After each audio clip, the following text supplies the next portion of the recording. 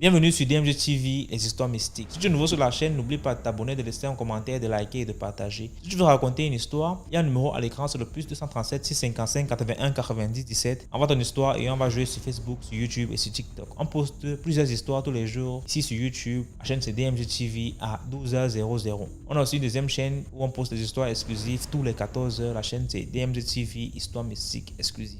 Donc, je t'invite à t'abonner et à nous suivre sur Facebook, sur YouTube et sur TikTok. Sur TikTok, on fait les directs tous les mercredis et les vendredis à 20h00 heure du Cameroun. Donc, voilà. Donc, si tu as une histoire à raconter, laisse ton histoire déjà sur WhatsApp et on va poster ici. Donc, on va commencer avec la première histoire. Bonjour DMG, j'espère que tu vas bien. Je suis venue avec une nouvelle histoire à te raconter. Donc, dans l'histoire précédente, je t'avais expliqué que là, je vais te raconter comment j'ai rencontré ma mère. Physiquement, en fait, que je l'ai vue de mes propres yeux, malgré qu'elle soit décédée depuis... Elle est décédée, j'avais 9 mois. Donc, elle est décédée depuis 20 ans et quelques aujourd'hui. Et je ne l'avais jamais vue, à part sur les photos, sur quelques photos, peut-être une seule photo, parce que ma famille entretient beaucoup un mystère autour d'elle. Mais ce sera pour une autre vidéo. Les gens vont se demander peut-être que, mais celle-ci, avec toutes les histoires qu'elle a vécues, elle insiste et elle persiste à aller dans son village. Les amis, malgré tout ce que j'ai vécu, j'ai un amour profond pour mon village. Malgré les épisodes-là, les meilleurs moments de ma vie, je les ai passés dans mon village pendant les grandes vacances. Dans ma jeunesse, j'étais un peu plus jeune. Vous voyez, c'était les meilleurs moments de ma vie. Alors, je vais vous raconter cette nouvelle histoire. Et je suis déjà désolée parce que le début va ressembler à un roman d'amour, à un chagrin de jeune adolescente. Mais je suis obligée de passer par là pour vous raconter. Je suis désolée, l'alarme a sonné. Je ne sais pas si vous avez entendu. Si c'est le cas, je suis vraiment désolée. Donc, je suis obligée de passer par là pour que vous compreniez bien l'histoire. Du coup, on avait encore pris nos bulletins, ma cousine et moi, parce que en fait, je vivais avec elle à Yaoundé. Voilà, on était 5 à la maison. On n'était que 2 à descendre au village.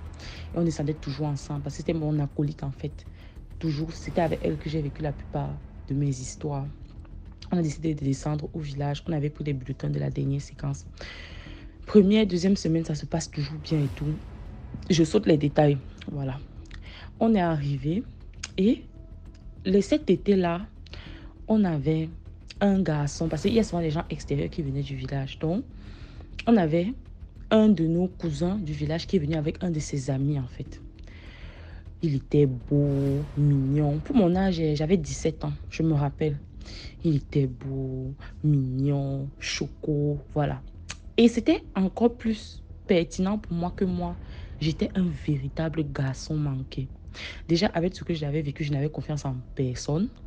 Et j'étais un garçon manqué, c'est-à-dire que j'étais rasée, j'étais toute plate, j'étais toute mince, toute maigre. Et moi, les hommes ne m'intéressaient pas en fait. Moi, dans ma tête, déjà, je jouais au foot. Ça ne veut rien dire. C'est peut-être un stéréotype, mais moi, je jouais au foot. J'allais défricher les champs. J'avais les mains remplies d'ampoules. J'étais vraiment une vraie villageoise. Comme on va dire, une vraie villageoise. Une villageoise et en plus de garçons manqués. Donc, tout ce qui est homme, pendant tous les étés là, ne m'intéressait pas. Parce que c'est la première fois que je vous raconte une histoire sur un homme. Vous voyez, me concernant. Donc, ça ne m'intéressait pas, en fait. Sauf que cette fois-là, j'ai vu le mec là, il m'a plu.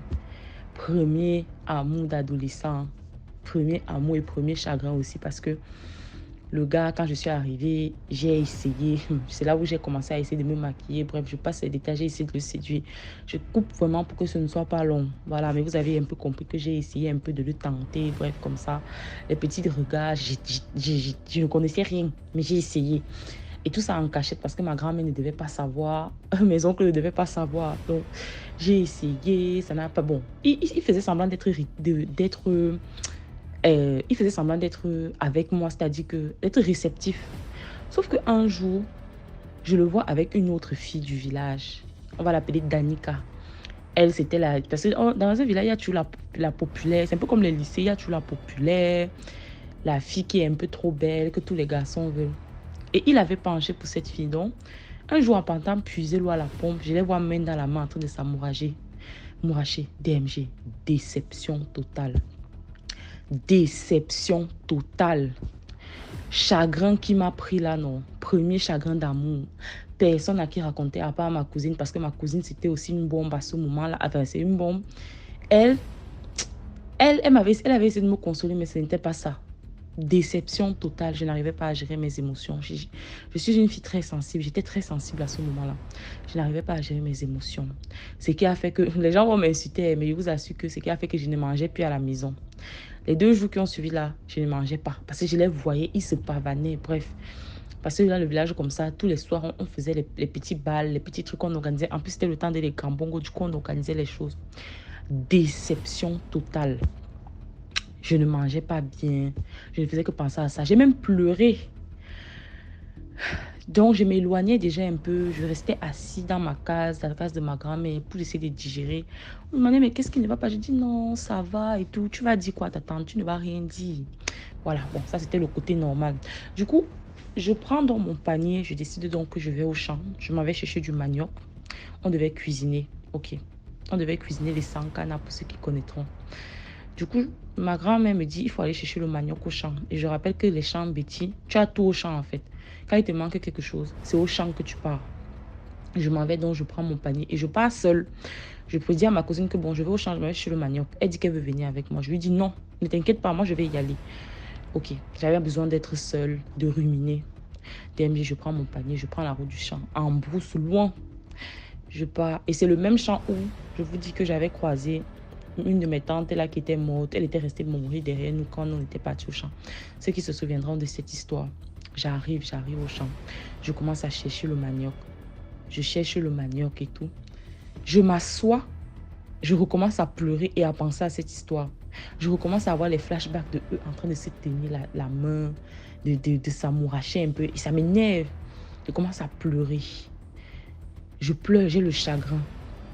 Dans mes pleurs comme ça, j'entends des bruissements de mon côté droit en fait. Quelqu'un arrive de mon côté droit. Je suis toujours assise. J'étais assise sur un long tronc. J'entends des bruissements. Je suis assise. Je suis assise comme ça et je vois quelqu'un arriver avec aussi un panier et une machette. Voilà. Je vois une femme, une jeune femme arriver. Ce qui m'a frappé chez elle, c'est qu'elle avait une cicatrice au niveau de l'arcade, au niveau de l'arcade un peu plus haut, au niveau de la tempe. Elle avait une cicatrice en fait. Elle arrive auprès de moi. Elle vient. Elle vient d'un pas déterminé en fait. Et je n'ai pas reconnu tout de suite que c'était ma mère. Parce que moi, les photos qu'on m'a montrées d'elle, c'est les photos où elle était avec moi. Et c'est les photos il y a 20 ans où moi, j'avais 9 mois. Et je sais que où j'étais née. Non, c'est les photos où j'étais née et elle était morte 8 mois après. C'est les photos que moi j'avais vues. Et apparemment, avant sa mort, elle avait pris beaucoup de poids. Elle était d'abord mince avant. De la personne que moi j'ai vue, elle était assez ronde. Elle avait une cicatrice là. Voilà. Elle approchait. Et je ne l'avais jamais vue au village. Je ne savais même pas c'était qui. Dès que je l'ai vue, je vous assure que bizarrement, DMG, quand je l'ai vue, mon cœur a fait un bond. Je l'ai regardée et j'ai souri. Je ne saurais même pas vous dire. Et j'ai souri. Elle est venue s'asseoir à côté de moi. Elle n'a rien dit. Elle n'a pas prononcé un mot DMG. Elle n'a rien dit. Elle était là. En fait, la scène était tellement surréaliste que moi, je n'ai rien dit. Parce que déjà, je pensais parler. Dans un premier temps, je pensais parler à une personne. Enfin, je ne pensais pas que c'était un fantôme. Donc, quand elle est venue s'asseoir, je l'ai laissée s'asseoir et j'attendais qu'elle parle. Elle vient. Déjà, quand elle a ouvert la bouche, j'ai entendu sa voix. J'ai crié Seigneur Jésus. Parce que c'était la même voix que j'ai reconnue. La femme qui m'avait giflé quand j'étais partie entrer dans la forêt toute seule là, quand les habits s'étaient décrochés du centre. Je ne sais pas si vous vous rappelez au village. Donc, toi, elle me dit, parce qu'elle a toujours eu une manière dure de me parler au début. Donc, toi, tu es dans cet état pour un homme. Elle m'a dit ça comme ça. Donc, toi, tu te mets dans cet état pour un homme. Donc, c'est l'homme qui va te permettre de vivre ta vie. Donc, c'est l'homme là qui te nourrit. Donc, toi, tu me déranges pour un homme. Donc, toi, je ne suis pas tranquille parce que tu pleures un homme. Elle m'a dit comme ça en me grondant. Donc toi, c'est l'homme qui te fait être dans cet état. Elle me regarde. Elle me regarde, je la regarde. J'étais tellement sonnée. Je voulais dire, mais elle me dit, tais-toi. Donc c'est un homme qui te fait être dans cet état. Qu'est-ce que tu as dans la tête? Comment t'a-t-on élevé? Donc je t'ai laissé pour qu'on t'éduque de telle sorte qu'un homme te mette dans cet état. C'est ce qu'elle m'a dit. Pourtant, je vois qu'ils t'ont bien éduqué. Mais qu'est-ce qui se passe? Je lui dis, mais j'ai que DMG. Dans ce genre de situation, quand tu vis ce genre de... Les mots, tout ce qu'elle disait pour moi était tellement incohérent. Je ne comprenais pas. Du coup, je la regardais juste en fait.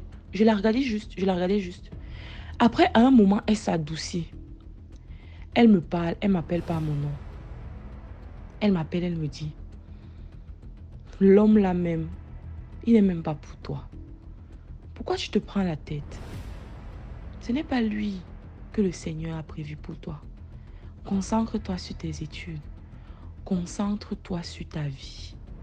Concentre-toi. Elle a commencé à parler, à me conseiller, à me conseiller, à me conseiller. Et je te dis que DMG, je n'ai pas pipé un mot. Si je te dis que j'ai dit quelque chose pendant qu'elle parlait, je mens. Je n'ai pas pipé un seul mot quand elle a parlé. Dès qu'elle a fini de me parler comme ça, elle a fait un truc que, en fait, jusqu'à présent, j'ai toujours cette chaleur-là en moi. Elle a posé sa main sur ma tête. Elle a posé sa main sur ma tête. Après, elle s'est levée. Elle m'a souri. Elle avait les larmes au coin des yeux. Elle s'est retournée. Elle s'est relevée. Elle est partie. Et j'étais toujours là. J'étais toujours sidérée, en fait. Et quand elle partait comme ça, il y a un écho qui vient. En fait, j'entendais l'écho, en fait, qui me disait que, hé, Seigneur.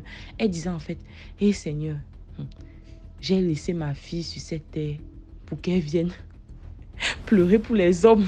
Oh, Seigneur. Comme il était dit là, j'ai laissé ma fille sur cette terre. Oh putain, c'est l'émotion. Je suis désolée. J'ai laissé ma fille sur cette terre pour qu'elle vienne pleurer pour les hommes. Et c'est ça qu'elle disait en partant.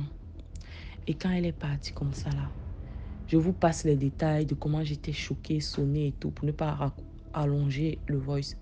Quand je suis arrivée au village et tout. Je suis arrivée au village et tout. J'ai raconté ça à ma grand-mère. J'ai raconté ça à ma grand-mère et tout. Je lui ai raconté. Ma grand-mère a commencé à pleurer. Elle a fondu en larmes parce que je lui ai décrit. Je lui ai décrit la fille et tout. Et je savais au fond de moi que c'était ma mère. Je le savais. La façon dont elle a parlé. La façon dont elle a toujours cette autorité sur moi. De me gronder. En fait, je me sentais comme si c'était ma mère qui me parlait. Et du coup, je ne me sentais pas attaquée, que je vais dire que une femme que je ne connais pas se permet de me parler comme ça. Non. Quand elle me parlait comme ça, j'ai seulement fermé ma bouche. Et quand elle est arrivée, malgré la peur et tout, malgré que j'avais pissé sur moi, je sentais une confiance en fait. Je sentais une chaleur émaner d'elle. Et quand elle a posé la main sur ma tête, je me suis sentie tellement apaisée. J'ai souri et j'ai pris conscience que, mais qu'est-ce que je suis en train de faire? Donc pour un homme, j'ai 17 ans, je vais pleurer pour un homme. Du coup, quand ils sont rentrés au village, j'ai expliqué ça à ma grand-mère. Ma grand-mère a pleuré. Elle a pleuré. Surtout quand je lui ai dit que la femme avait une cicatrice sur la tempe.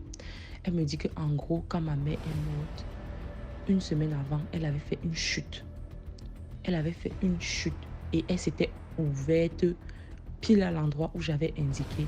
Donc on était parti la recoudre à l'hôpital parce que c'était vraiment une cicatrice vraiment une grosse balafre en fait. Elle a pleuré. Elle m'a dit, ne dis ça à personne. Bon, je vous raconte parce que je veux partager avec vous. Mais elle m'a dit, ne dis ça à personne.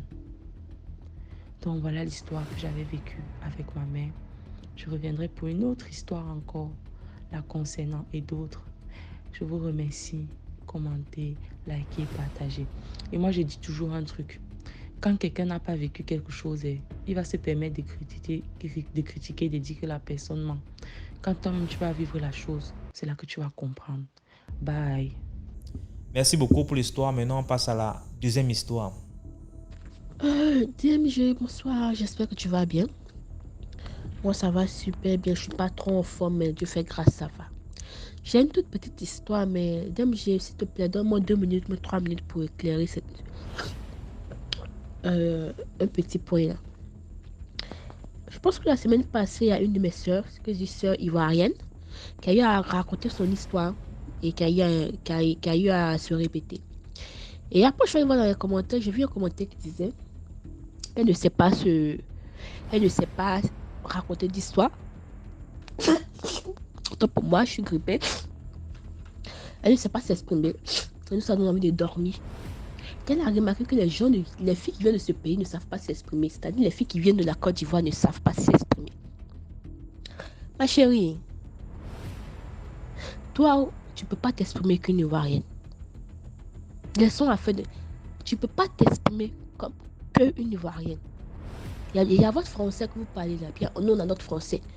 Et c'est ça, on parle. Quand on décide de parler leur français, on parle très bien leur français. Mais quand on décide de parler nos français, on parle très bien nos français. Le Camerounais a sa manière de parler son français.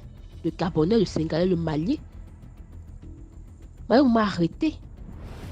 Les Molières, là, il y a des coins de l'art oratoire, de s'exprimer public. Allez là-bas. Ici, c'est une plateforme pour éveiller les consciences. La preuve, DMG, on va commencer à sanctionner les gens. C'est pour ça que les gens ne sont pas assidus. On vous dit le diable rôde.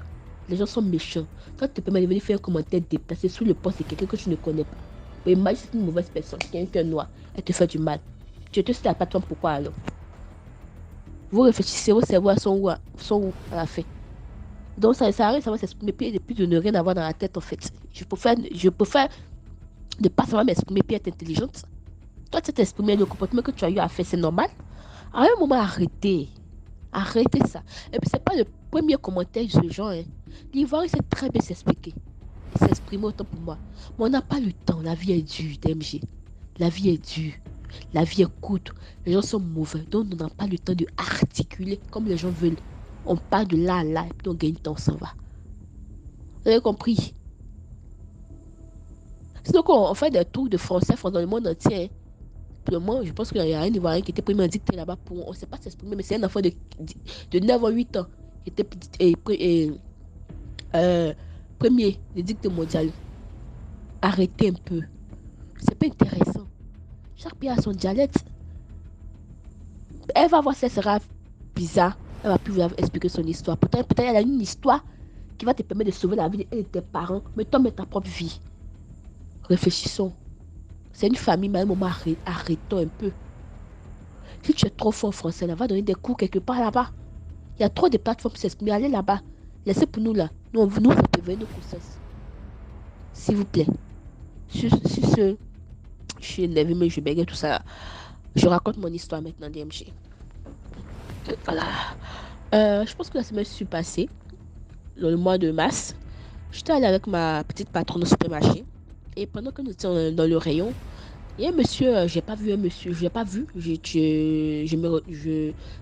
comment je vais dire ça, je me retenais sans regarder en fait, et puis j'ai heurté le monsieur. Et là, il me dit, mademoiselle, tu veux me tuer? Et j'ai commencé à lui dire, excusez-moi, il m'a dit, ah, tu veux me montrer que tu as des grosses fesses? J'ai dit, c'est arrivé là-bas. Il me dit, oui. Il dit, ah, excusez-moi, j'ai pas fait exprès. Il me dit que tu es très belle, tu es très naturelle. Il dit, merci. Et je vais dans un autre rayon, il me voit, il me dit, donne-moi ton numéro, tu es trop belle. Donc, bon, bref, c'est un monsieur de certain âge, cinquantaine, mais toujours bien frais là. De mon numéro. Et en ce moment, dans le supermarché, je croise encore à nouveau. Là, il me dit, il me présente à son frère, il me dit, il y a comme elle est belle. Je salue son frère, et puis bon, je continue. Il m'envoie un message après pour me demander, est-ce qu'on peut se voir? Est-ce qu'on peut se voir? J'ai dit, bon, moi je suis au travail, je finis à 17h30, le temps de rentrer à la maison, vraiment, aller les embouteillages, c'est difficile. Pour se voir pendant ces jours, il vraiment, ce sera difficile. Il m'a dit, non, qu'il n'est pas loin, il peut venir me prendre, il va me déposer, ça dépend de moi, patati patata. Faut dire, je suis très, très, très, très prudente, je refuse.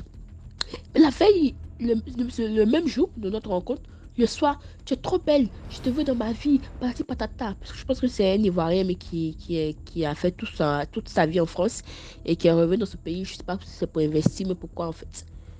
Que tu es un genre de fille avec qui je veux rester, patati patata, que je veux faire tout pour toi, donne-moi ta réponse. J'ai dit, bon, monsieur, on va se connaître, c'est qu'elle a fait des réponses comme ça.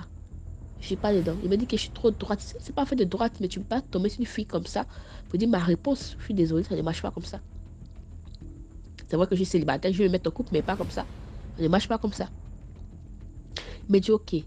Le lendemain, il m'envoie des messages. On va se voir. Pardon, donne-moi une réponse. Patati patata. Donc, le lendemain, c'était le vendredi. Et là, je dis à ma petite patronne. Elle me dit ok, comme je le connais, j'ai déjà vu tout. Faut partir. Mais il dit va te déposer, non. Donc, si vous voulez prendre un pot, prenez un pot dans toi, ton secteur. C'est ce qu'on a fait dans mon secteur. Et quand ils sont arrivés, il m'a dit livre choix aux femmes. Donc, j'ai pris le verre, j'ai nettoyé. Il m'a servi. Nous avons commencé à boire, tout. Mais genre, j'avais l'impression, j'avais seule l'impression qu'il voulait un oui de ma part. Et je suis une histoire ici de DMC où on dit quand tu dis oui à quelqu'un, c'est comme si tu as donné l'autorisation à la personne d'entrer dans ta vie. Et le monsieur il était tellement insistant, donne-moi la réponse, donne-moi la réponse. Même que je disais peut-être, tu ne peux pas rencontrer une fille mercredi, jeudi, tu veux qu'elle donne une réponse. Elle te dit peut-être, tu n'es pas satisfait, tu veux vraiment une réponse. Il y a tellement, dans mon tête, tu me gardes, j'ai comme ça arrive dans mon cœur, mais lui, là, il ne sait pas qui l'a fait. Pourquoi il insiste comme ça si la réponse oui? Il dit non, je ne peux pas vous dire oui.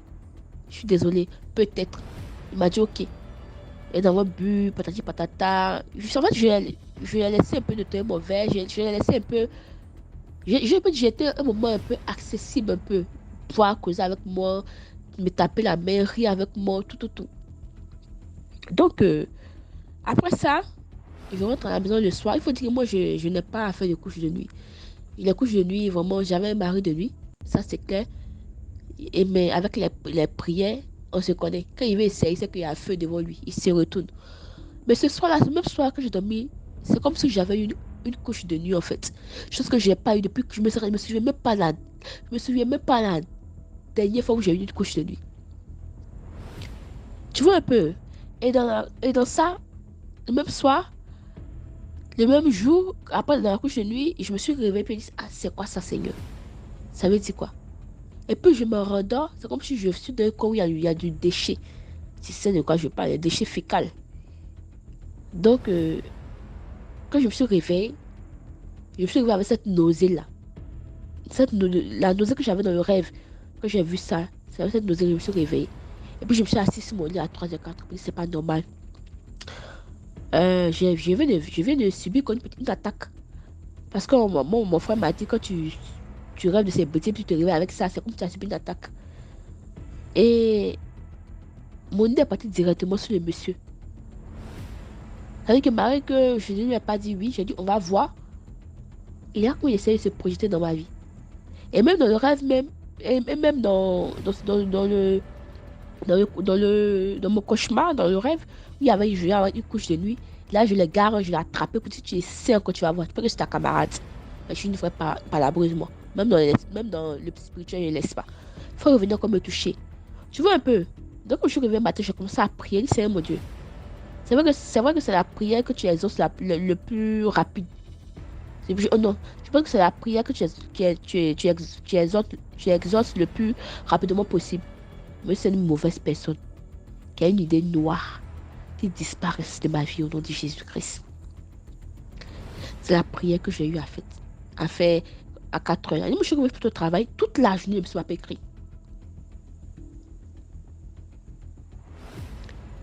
Toute la journée, je me suis pas écrit. Et puis j'avais oublié le même rêve encore quand il y a eu la couche de nuit. C'est comme si dans le même rêve encore, j'allais quelque part avec mes amis étudiants. Et puis il y a quelqu'un qui m'a donné un téléphone. Et je vais, il y a quelqu'un qui m'arrache le téléphone. Vous savez, un rêve, quand tu arraches ton téléphone, c'est pas un bon signe. Et j'ai dit, moi, vous ne me connaissez pas, hein. Moi, on n'arrache pas mes choses. Hein. Je suis revenue appeler mes amis, on est parti, je retrouve après, je reprends mon téléphone dans sa main dans le rêve. Et c'est après qu'il a dit non, que c'est mon Dieu. C'est une mauvaise personne qui disparaît de ma vie. Le monsieur m'a plus fait signe de vie. Parce que le lendemain matin, j'ai bombardé, j'ai prié, il m'a plus fait signe de vie, DMG. Il ne m'a plus fait signe de vie, ce monsieur-là. Et je suis restée comme ça. Et puis, je suis restée comme ça. C'est une semaine après, il me dit, comment tu vas, ça va bien? Je suis souffrante. Il me dit, ah bon, ok. Il m'a plus fait signe de vie jusqu'à aujourd'hui. Et je sais pas, mais pour moi, ça m'a paru un peu bizarre. Et je me souviens bien que l'année passée, j'avais rencontré un monsieur comme ça dans une grosse voiture. J'étais allée au campus. Et j'étais sans maquillage avec mes nattes. J'étais énervée puisque j'ai pas pu retirer mon diplôme. Et ça approche de moi doucement. Il me dit, non, tu es trop belle. Tiens, comme tu es naturelle, tu es noire, patati patata. Que donne-moi ton numéro. Comme ça, quand il dit, non, je ne veux pas te donner mon numéro, je suis désolée. Il a tellement excité, il dit, je vais te donner mon numéro. Il dit, moi, tu me dis, non, je ne vais pas monter dans votre voiture. J'ai pris mon véhicule en commun, je suis rentrée. Il ne fait que m'appeler toute la journée, il m'a appelé. On a causé comme si on se connaissait. DMG.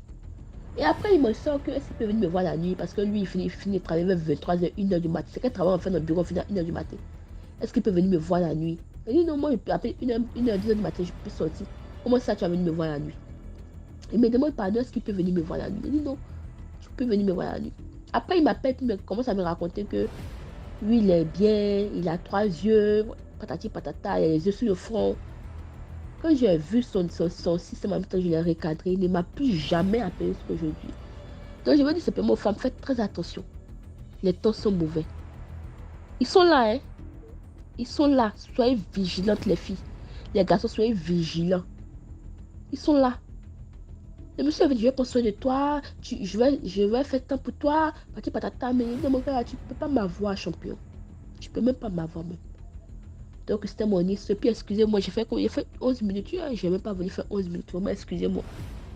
Même j'ai pardon, il faut tout poster. Au moins, je montre pardon. Donc, prenez soin de vous et puis faites très attention. Ils sont là. Merci beaucoup pour l'histoire. Maintenant, on passe à la troisième histoire. Bonjour DMG, bonjour la famille, bonjour la team. Alors, je viens aujourd'hui vous raconter un vécu, plutôt faire un témoignage. Donc, ma petite jeunette et tout, pendant que je faisais encore ma petite belle, là, 24-25 ans. J'ai un couple d'amis, super sympa. Ils sont toujours ensemble dehors et tout. Ils sont fusionnels et tout. Ils pètent la forme. Ils venaient des îles. Ils étaient toujours là. Ouais, on est dans ton secteur. Qu'est-ce que tu fous chez toi? Viens, on va faire un tour. Allez, allez. Bon. Je descends une fois. On fait le tour. On a là-bas, latino. Pap. On fait 15, 20, 30 minutes, on sort, allez, on va ailleurs, 15, 20, 30 minutes. Alors une fois, on passe, ce soir-là, on passe devant un établissement. Et je remarque des nanas refaites de la tête aux pieds. Des filles de l'Est, de toutes les couleurs, des métisses, quelques noires. Mais on dirait des poupées Barbie, quoi, hein. C'était comme ça, des manteaux en fourrure et tout, machin, avec des voitures classe, quoi. Et il n'y a rien écrit, hein. Ils arrivent, on ouvre, une entre, hop, l'autre entre, hop. Et je leur dis, mais c'est quoi cet établissement? C'est pas si c'est une boîte, allons voir. Je dis, quoi? Mais tu peux pas entrer, on peut même pas entrer là-dedans. C'est un club privé de chez privé. Et n'importe quoi. À quel niveau c'est privé? C'est écrit où, la club machin? Non, celui qui connaît le nom. Tu peux pas le connaître comme ça, on passe pas en route et tout. Est-ce que tu as vu une fille sonner? Non. Est-ce que tu as vu un mec entrer? Non. Dès qu'une arrive, on ouvre, elle entre, non? Voilà. Tu verras jamais les filles ressortir par là. Tu peux camper, là, c'est ton problème. Elle rentre, c'est tout. Eh ben...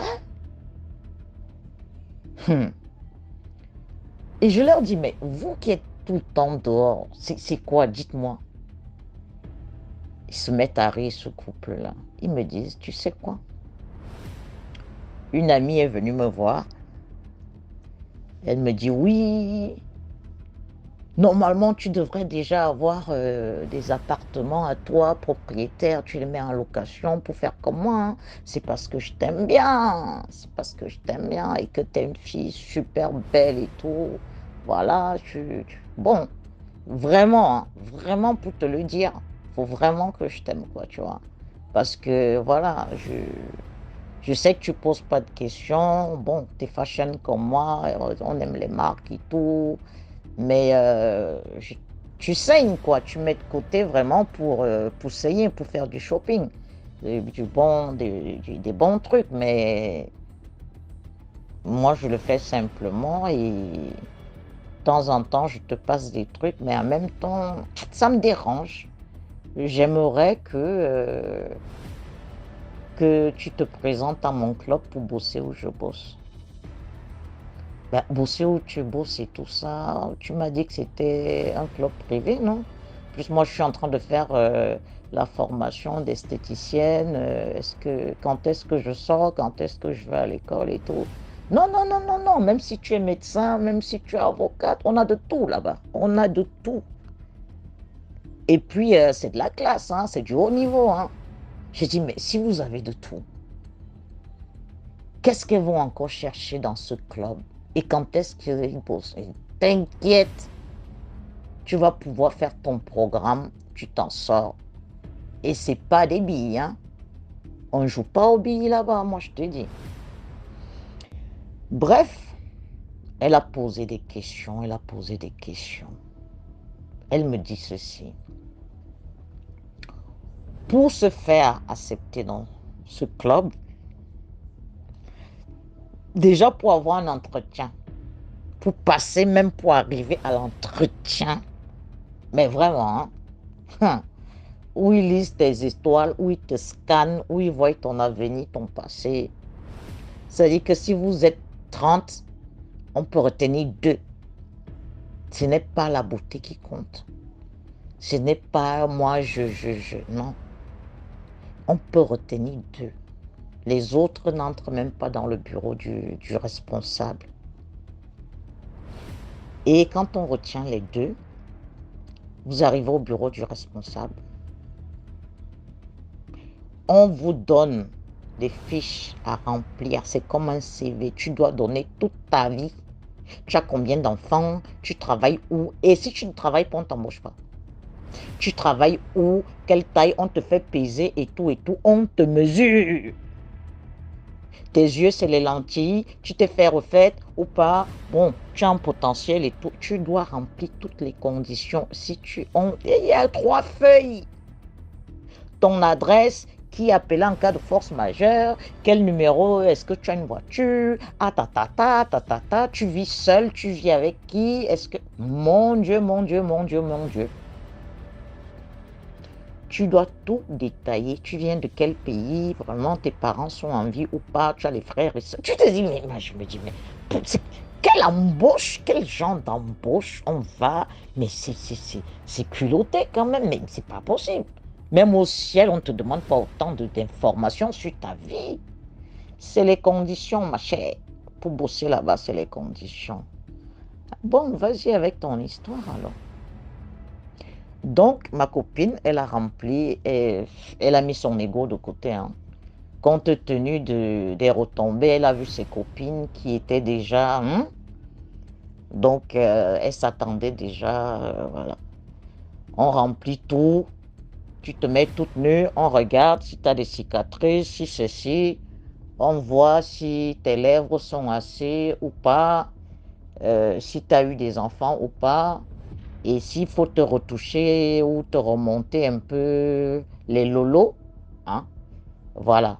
Comme ça, ils savent que dans 3-4 mois, tu passes au marché, on t'envoie chez leur chirurgien, on te retouche un peu là, bien, bien, bien. Comme ça, quand tu sors de là, ils ont leur coiffeur. On va vous coiffer là-bas. Ils savent ce qu'on demande, c'est quoi les commandes. Voilà. Si on veut une blague comme ça, telle taille, tel machin, tel numéro de Lolo. Ça rigole pas, hein. Ça rigole vraiment pas. C'est vraiment du mannequinat poussé à l'extrême. Je lui ai dit, bon, tout ça, c'est pourquoi alors? C'est qui, les filles, oui, et c'est quoi les clients? Qu'est-ce qu'on vend là-bas à ce niveau-là? Elle me dit, écoute, il doit y avoir un sous-sol, parce que les hommes ne passent pas par là. Il y a un sous-sol avec des limousines fumées. Quand vous entrez, quand tu as signé le contrat, et dans ce contrat, à chaque fois qu'on entre, il y a un jet d'eau, une fontaine. Avant, quand tu poses le pied à l'intérieur, après les vestiaires, il y a cette grande fontaine-là qui scintille. Et il y a un monument, une statuette, une grande à taille humaine, hein, d'une sirène très très très belle, dont cette eau-là jaillit sur elle, et il y a le bassin en bas. Donc quand on entre dans la salle, face à la sirène, elle est face à l'entrée. Toutes les filles doivent venir toucher l'eau. L'eau dans ce bassin, dans cette fontaine, avant d'entrer ou quoi que ce soit. Donc tu as les gardes comme ça. Si tu as oublié, en fait, tu reviens, tu trempes ta main dans l'eau. Et les gens, parce que quand tu arrives, tu ne vas pas t'asseoir n'importe où. On te montre comme ça, tu vas à la table. On te montre comme ça, tu vas à la table. C'est les Russos, c'est Kyo, c'est Kyo. Qu'est-ce qu'ils causent là-bas, qu'est-ce qu'ils font là-bas, personne ne veut savoir.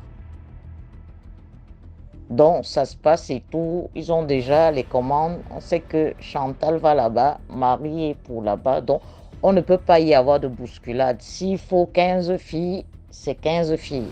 Donc toi on te dit tu bosses pas, toi on te dit tu bosses, on te prévient déjà à l'avance.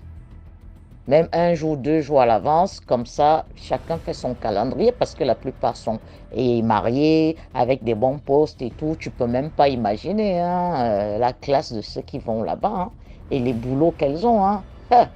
Tu parles. Donc, quand tu rentres là-bas, hop, et c'est parti, quoi. Tu rentres dans la limousine au sous-sol. Tu y vas avec vous. Soit c'est les hôtels, soit c'est quoi. Et la limousine te ramène au parking, tu reprends ta voiture, tu rentres chez toi. Avant que les rayons du soleil ne tapent, tu es déjà rentré chez toi. Les enveloppes qu'on te donne là-bas, mon pote, tu ne peux que... Elle te dit, en 1 mois, tu t'achètes un appartement. Donc sa copine lui a dit, ah non, moi je me suis fait plusieurs petits studios comme ça. Moi je les mets en location, en meublé. Hein. Moi je les mets en meublé comme ça paye mieux pour des touristes et tout. Donc elle me raconte ça, je lui dis, mais c'est bizarre ce truc. Pourquoi on doit toucher l'eau d'une fontaine où il y a une sirène? Ce n'est pas normal. Et c'est quoi ce contrat qu'on signe? Ah, elle m'a brossé comme ça, mais elle ne pouvait pas tout me dire. Hein. Elle me dit, c'est si on t'accepte, toi, tu vas lire le contrat là-bas. Si on t'accepte déjà, c'est que tu es capable. Donc, il n'y a rien de spécial à l'intérieur. Il y a des VIP, tout le monde est en mode VIP. Pour les gens ne savent pas, tu es assis là-bas, tu ne sais pas qui est assis en face. Hein. C'est bien dans l'ombre comme ça, c'est vachement chicos, et puis voilà quoi. Mais c'est quoi cette fontaine? Apparemment, c'est la fontaine qui porte bonheur à tout le monde et tout. Je me suis dit, Seigneur, il existe de ces trucs. Dis non, toutes les filles elles sont bien et tout. Voilà, elles sont bien, elles manquent de rien et tout, elles investissent et tout. Et en plus, hein, quand on nous dit bien, hein, faites quelque chose avec, hein. Parce que si on se rend compte que vous n'êtes pas ambitieuse, on vous vire. Parce que chaque fin du mois, on vient demander, on fait une réunion, hein. Alors, qu'est-ce que tu as comme projet? Tu en es où avec ton projet? Mais le directeur va jusqu'à ce point. Ah oui, hein, il tient à ce que ces filles réussissent et qu'elles investissent et tout. Parce qu'ils disent que chez eux, ils ne veulent pas des filles qu'après, ils vont dire, ouais, quand j'étais jeune et ceci, j'ai bossé là-bas. Et non, non, non, non, non. Quand on bosse chez nous, on doit réussir. Voilà. On veut des dames qui sont prêtes à tout et qui ont la tête sur les épaules, qui n'ont peur de rien. Parce que quand on vous voit dans la journée, vous devez être des femmes d'affaires. Et il faut justifier. Il faut justifier, hein. Je me suis dit, mais ça fait combien d'années que c'est là? Ils m'ont dit, ah, nous, quand on a découvert ça, d'ailleurs, est-ce que tu as vu le nom de la boîte? Non. Il aurait fallu qu'une copine aussi, ok. Je leur ai dit, vous savez, ce genre d'endroit, c'est pas bon. Mais comme rien ne dure, un seul jour, une fille viendra là. Et ce qui va se passer se passera. J'ai oublié l'histoire. 2 ans plus tard, ma copine m'appelle. Dit, ouais, la miss. Je sais pas. Tu sais ce que tu avais dit là, tu te souviens? Quoi? La fameuse boîte de nuit là, la fameuse boîte de nuit. Oui. Le club là, oui. Apparemment, il y a une fille qu'on avait recrutée. Elle a passé tout, mais le premier jour qu'elle commençait, elle est entrée. Dès qu'elle a mis la main pour toucher cette eau-là, la sirène a explosé, la fontaine a explosé. Tout le monde a crié, ouah! On aurait dit des vampires. Tous les clients sont sortis, tout le monde était tétanisé, les lumières ont commencé à vaciller et tout ça. Parce que quand ça a explosé, les miroirs, les trucs qui tournent là aussi, les boules à facettes, ça a explosé, bam! On a entendu un cri de femme, ouah! Les hommes sont sortis en panique. Et la sécurité ne faisait que diriger les hommes là-bas et tout. Les filles sont restées comme ça, désemparées. On leur a dit, sortez, elle est où la fille? C'est qui la fille qui a fait ça? On n'a pas revu la fille. On n'a pas revu la fille. On ne se souvenait même plus c'était qui la fille. Et pourtant, elle a soi-disant passé le casting. Quand Dieu veut stopper quelque chose, l'autre dit, ouais, tu sais, j'avais oublié de renouveler, je ne savais pas, je croyais que tous les assurances et tout, j'ai perdu mon machin, j'ai eu les dégâts des eaux et des tata. Que des problèmes à la con. Ils n'ont plus jamais revu les responsables de là. Rien. Le truc est resté fermé, il n'y avait plus rien. Rien n'a jamais existé là. Tu vas aller, oui, je toquais ici, toque là jusqu'à machin. Tu vas demander aux voisins, il y avait quelqu'un club ici, non? Apparemment, moi je suis là depuis des années. Hein. Je voyais souvent les filles entrer, c'est tout. Vous savez, nous ici, on est discret, hein, on ne regarde pas la vie des gens, mais néanmoins, ça fait un moment, il n'y a plus personne là. Voilà les mystères de ce monde. Les conditions, tu rentres dans un club, tu dois toucher l'eau de la fontaine où il y a une sirène. Toi, tu vois, tu crois que c'est une statue normale ou quoi que ce soit, d'où vous êtes conditionné à toucher, à tremper l'eau de la sirène dans le bassin, dans la fontaine. Soi-disant, ça porte chance. Chance à qui? Chance à quoi? Pourquoi? Et c'est des nanas qui ne sortaient pas avec. C'est-à-dire, quand tu viens, tu rentres avec 5-6 000 euros.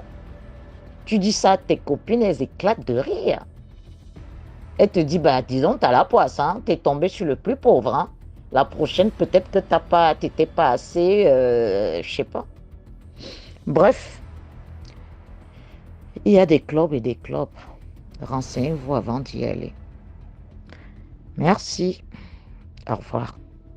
Merci beaucoup pour l'histoire. Maintenant, on passe à la 4e histoire. Commentez, likez, partagez. Bonjour tout le monde. Bonjour DMG. Bonjour la famille. Bonjour la team.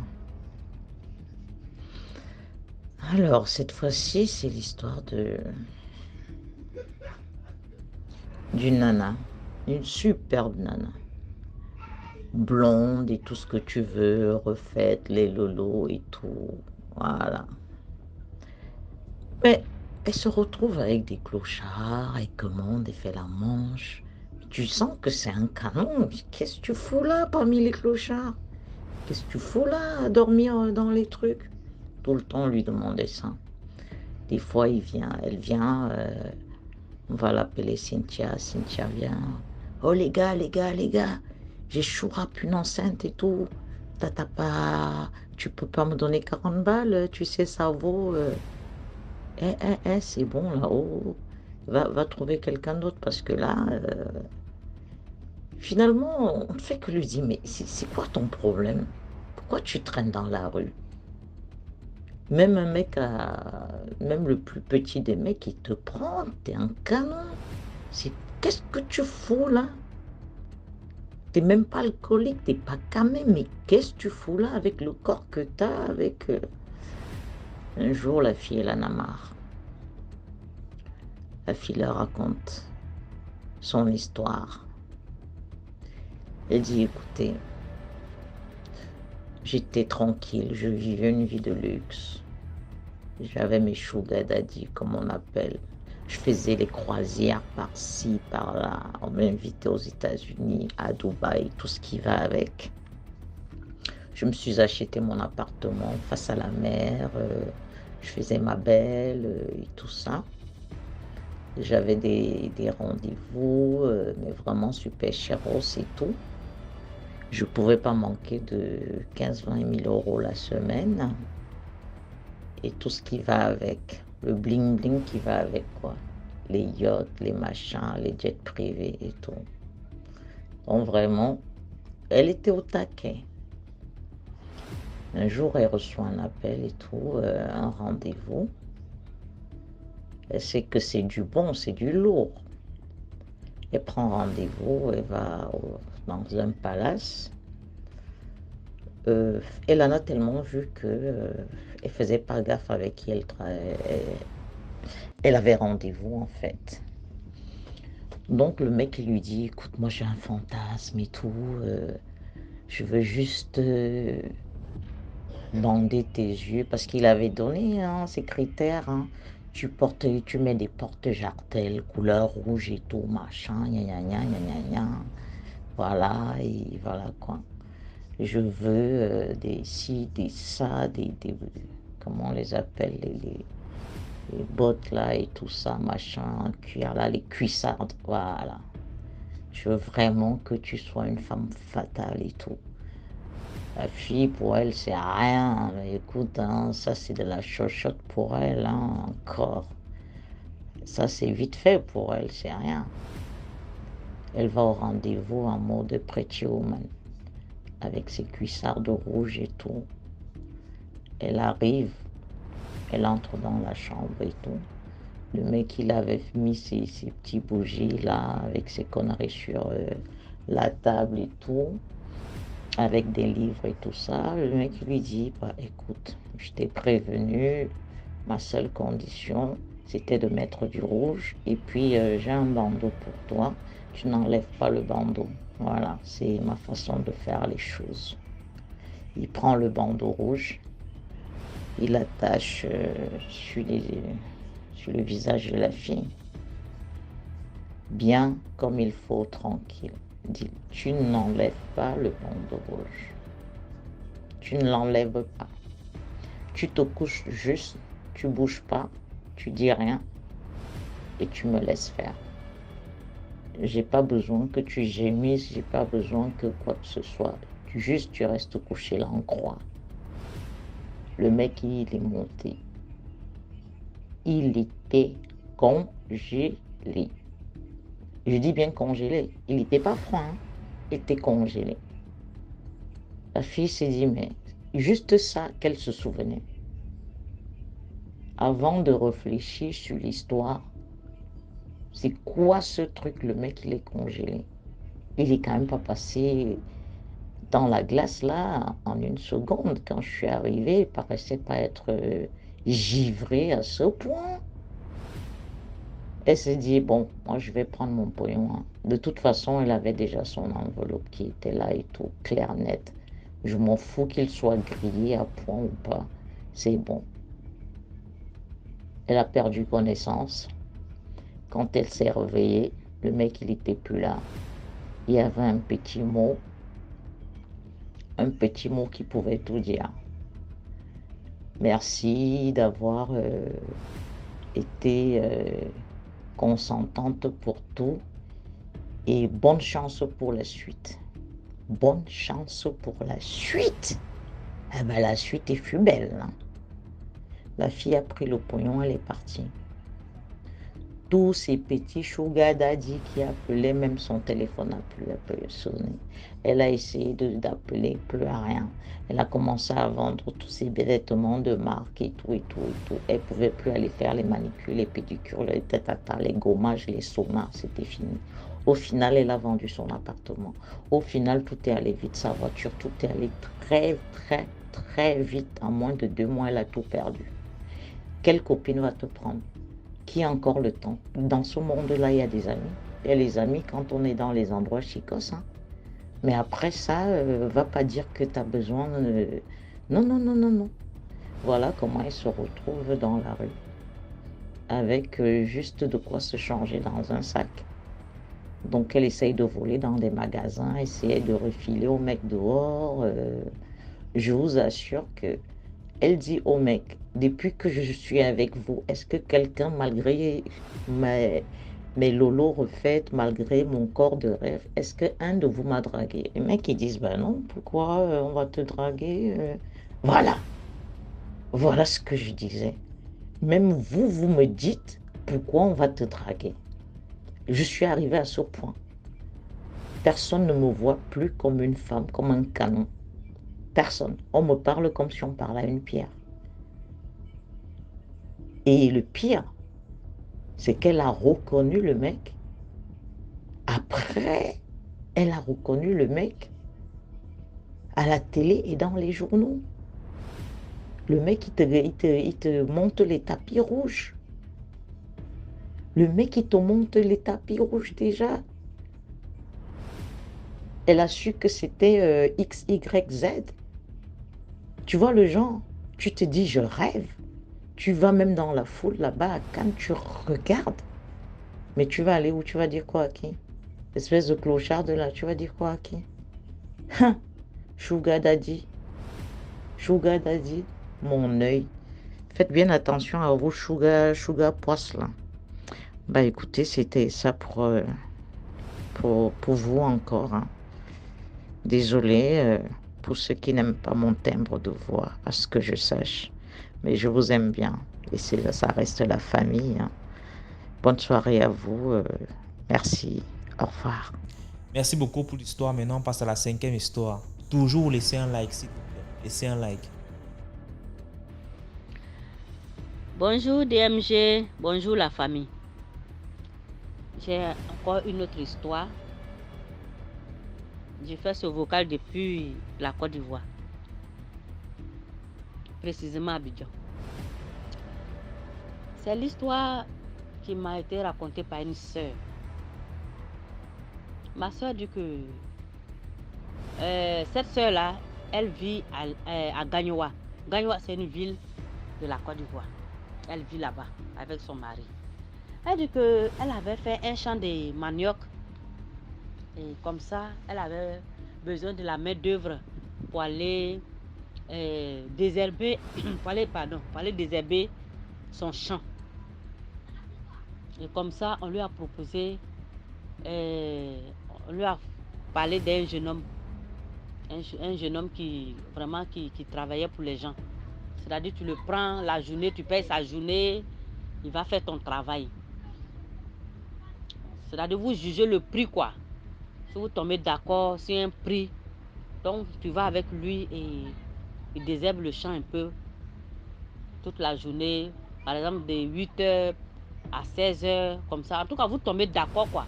Vous tombez d'accord sur un prix et il va faire le travail. Et comme ça, elle dit, elle est partie avec ce jeune homme-là. C'était un jeune Burkinabé. Un jeune Burkinabé. Ils sont partis au champ. Le jeune travaille bien. Elle-même, elle travaillait à côté de lui. Les deux travaillaient. Ils ont désherbé jusqu'à le champ.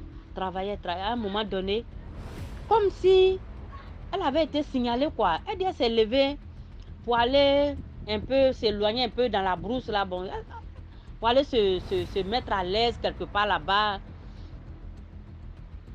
Maintenant, quand elle a fini, elle revenait. Quand elle revenait, elle était un peu proche du jeune homme, mais elle était encore dans la broussaille. Elle a entendu des cris. Elle a entendu quelqu'un crier. Ouais, ouais, ouais. Et puis, elle a marché un peu. Et puis, elle s'est cachée. Et puis, elle regardait d'où venaient les cris. C'est le jeune homme qui criait. C'est-à-dire, il avait des cris comme un gorille. Il tapait sa tête contre les arbres, les bois qui étaient là, il tapait sa tête par terre, il grattait le sol, il se tapait lui-même, il tapait sa tête, il grattait le sol, il tombe à terre, il roule. Et puis il crie. Vous voyez, dans les films, les personnes qui veulent se transformer en loup-garou là. Voilà, c'est comme ça. Il criait, puis sa morphologie a changé, son visage a changé, il est devenu comme en tout cas, ses dents sont devenues longues par devant comme ça, comme un gorille ou bien un singe façon là. Elle était arrêtée, elle le regardait sans faire de bruit. Parce qu'elle s'est dit que si elle lui faisait savoir qu'elle a vu, peut-être qu'il pouvait lui faire du mal. Donc, elle s'est cachée, elle a regardé jusqu'à... Il a fini de faire toutes ces grimaces là.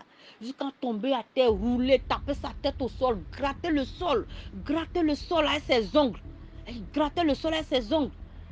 Jusqu'à ce que, à un moment donné, le jeune homme revienne à lui, il redevient normal, tout et tout.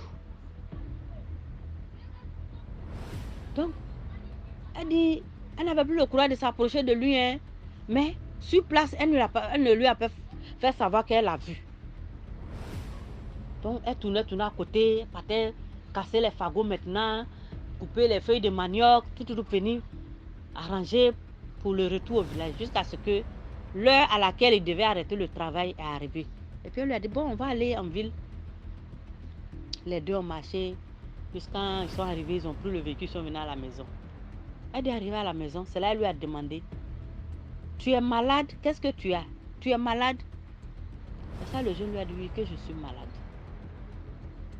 Que je sais que quand j'ai piqué ma crise au champ là-bas, que je sais que tu m'as vu, mais tu as eu peur. De toutes les façons, je n'allais pas te faire de mal. Que je n'allais pas te faire de mal. Que ce sort-là m'a été lancé par mon oncle. Que mon père est mort, que nous étions dans la région de Meyadi. Meyadi, c'est une localité de la Côte d'Ivoire. Et là-bas, il y a une forte communauté de Burkinabés. Et ils ont des grands champs de cacao, des grands champs de veya. Vraiment, ils sont très très riches là-bas. Ces Burkinabés-là, ils sont riches, ils font le travail de la terre, ils ont l'argent. Et son père faisait partie de ces personnes-là qui avaient les grands champs là. Son père est décédé. Lui étant le premier fils, c'est lui maintenant qui était resté à surveiller la famille. Et c'est là l'un de ses oncles est quitté au Burkina pour venir. Quand il est venu, il a mis la main sur les plantations. Et la plantation de cacao et la plantation de veya. En tout cas, il a mis la main sur tout. Parce que d'après lui, après son grand frère, c'est lui. Et lui, il prend tous les biens de son grand frère. Celui qui doit prendre les femmes de son grand frère, tout et tout.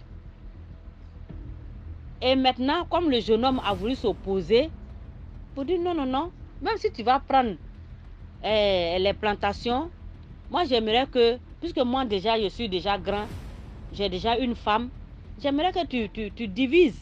Tu divises la plantation, tu me donnes une partie, et toi tu prends une partie. Moi aussi je dois m'occuper de ma femme et de mes enfants. C'est là son oncle lui a lancé le sort. Son oncle lui a lancé ce sort-là, qui lui fait piquer des crises. Et quand il pique ces crises-là, c'est comme ça qu'il se comporte. Il se comporte comme un gorille, il se comporte comme un singe, il se comporte comme un loup-garou. Donc, ça fait maintenant que il n'est plus lui-même. Donc, ce qui fait que il se promène, il n'est plus... C'est-à-dire que quand il pique ces crises-là, même ses femmes, même sa femme et ses enfants ont peur de lui. Donc, c'est ce qui a fait qu'il a quitté Meyadji. Il va comme ça, sans savoir où il va. Il n'est plus lui-même. Il se promène, il fait ses petits contrats, il fait ses travaux-là. S'il a eu 1000 francs, il a eu 2000, il prend pour manger. Vous voyez, famille. Vous voyez la famille. Et c'est comme ça, ce jeune homme-là, son oncle a lancé ce sort-là sur lui pour l'éloigner de l'héritage de son père.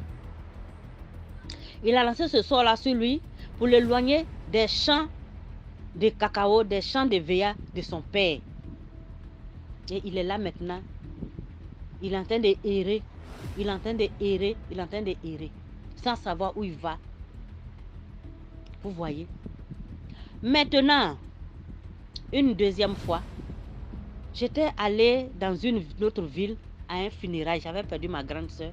Je suis allée à San Pedro. San Pedro, c'est une autre ville de la Côte d'Ivoire.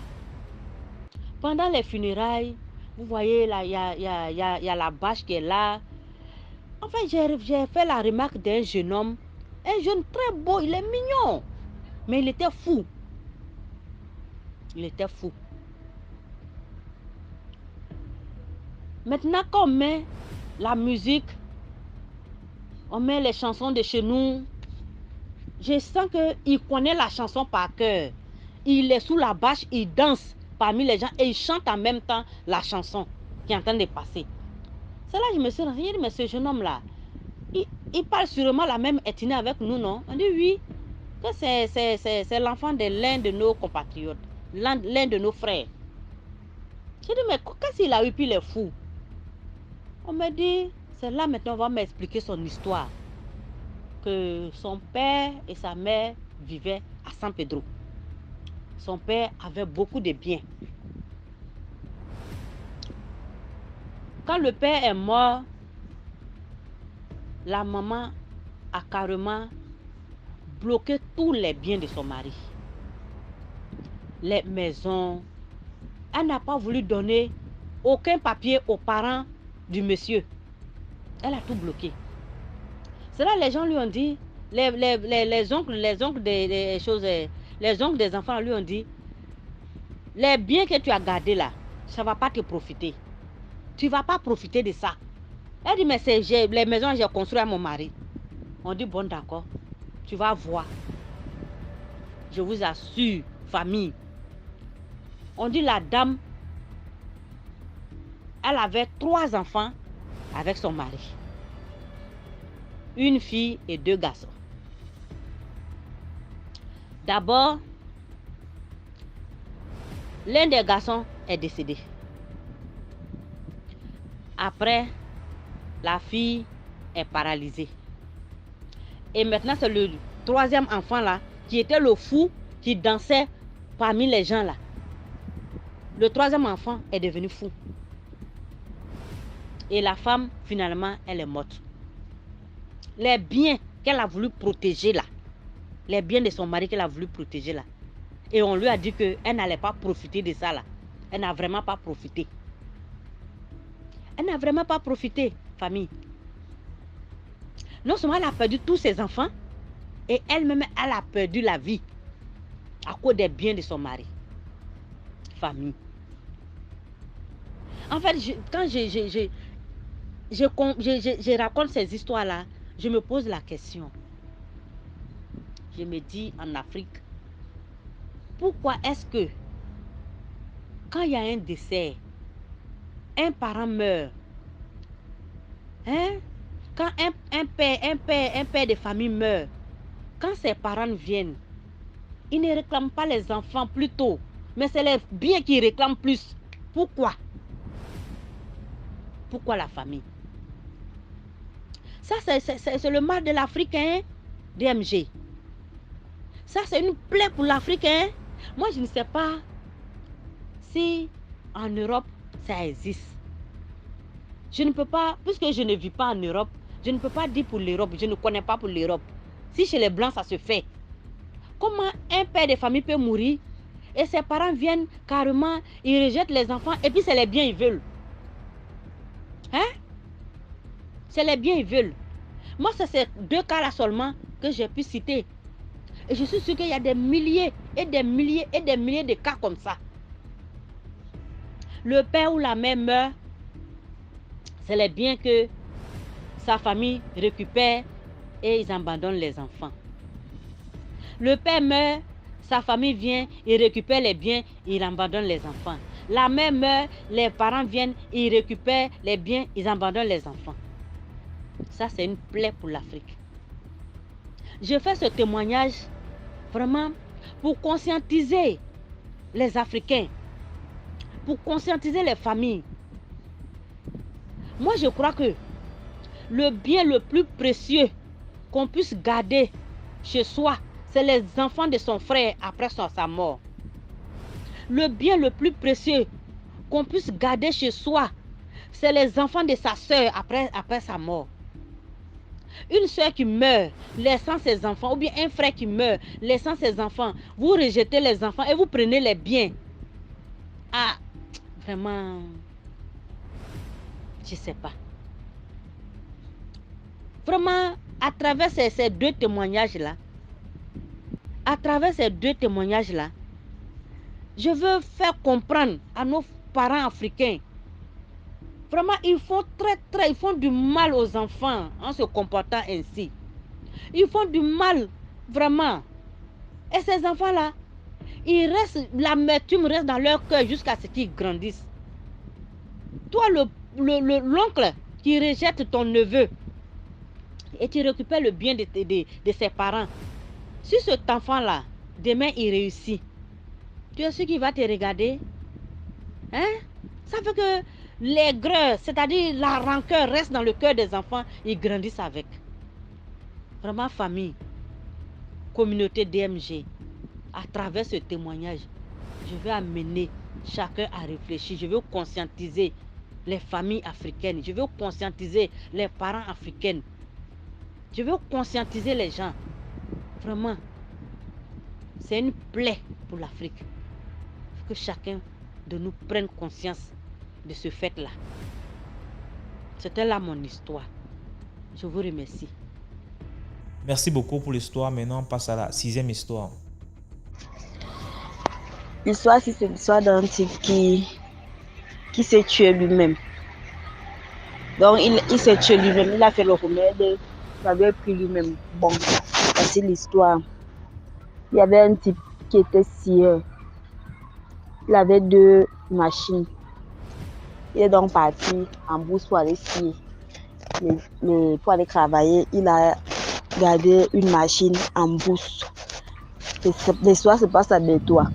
Il a gardé une machine en bourse. Quand il garde une machine en bourse, il sort. Il vient au village, il fait 2 semaines. Il commence à chercher la machine.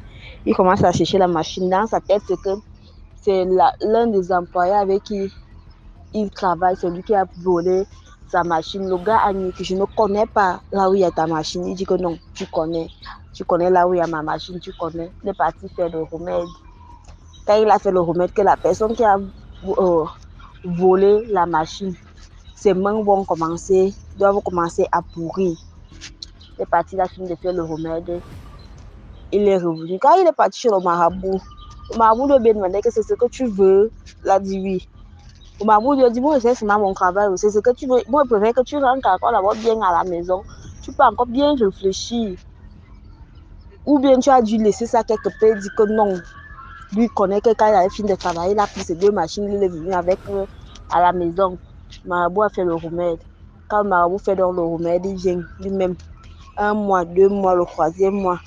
Lui-même, les choses sortent sur ses mains comme si c'était une panarie. Les 2 bras, ce n'est plus la panarie. La blessure évolue déjà.